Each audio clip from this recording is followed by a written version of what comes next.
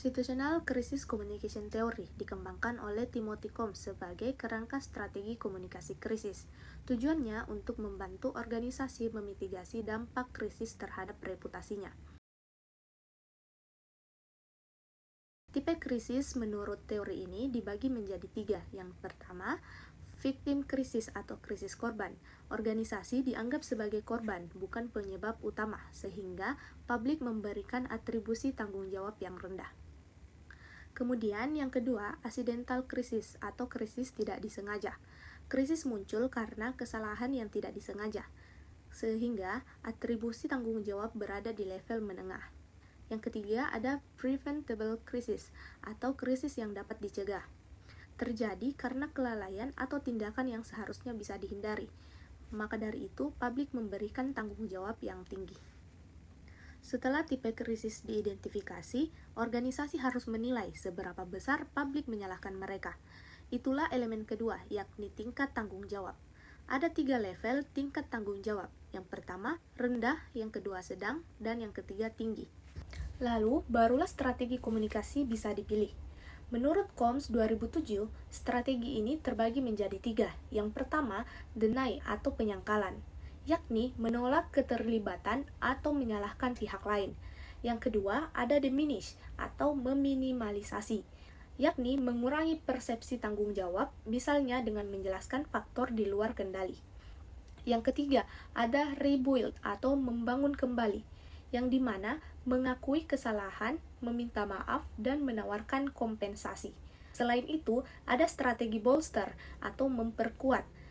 Ini mengingatkan publik pada hal-hal positif organisasi untuk memperkuat reputasi. Sekarang, mari kita lihat contoh nyata dari Indonesia. Kasus kontroversi jersey timnas Indonesia oleh brand Erspo bisa dianalisis lewat lensa Situational Crisis Communication Theory.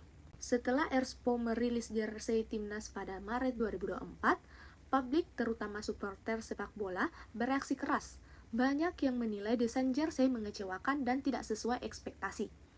Kritik ini melebar di media sosial dengan tagar seperti boykot Erspo. Dalam analisis akademik, ini dikategorikan sebagai preventable crisis, yaitu krisis yang seharusnya bisa dicegah karena publik merasa Erspo melakukan kesalahan internal dalam desain dan kolaborasi. Karena atribusi tanggung jawab tinggi dari publik, menurut Situational Crisis Communication Theory, strategi yang paling tepat adalah strategi rebuild.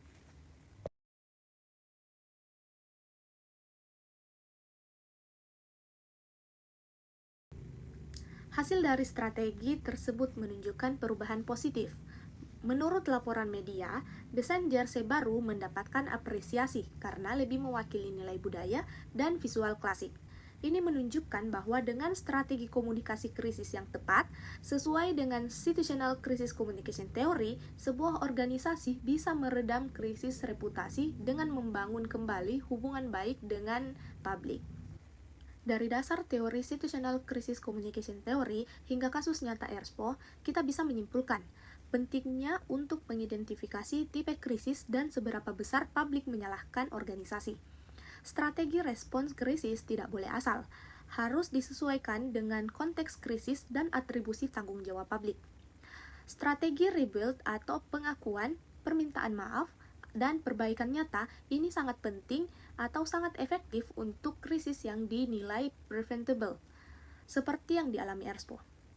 Komunikasi yang terbuka, transparan, dan inklusif sangat krusial untuk memulihkan reputasi dan memperkuat kembali kepercayaan publik.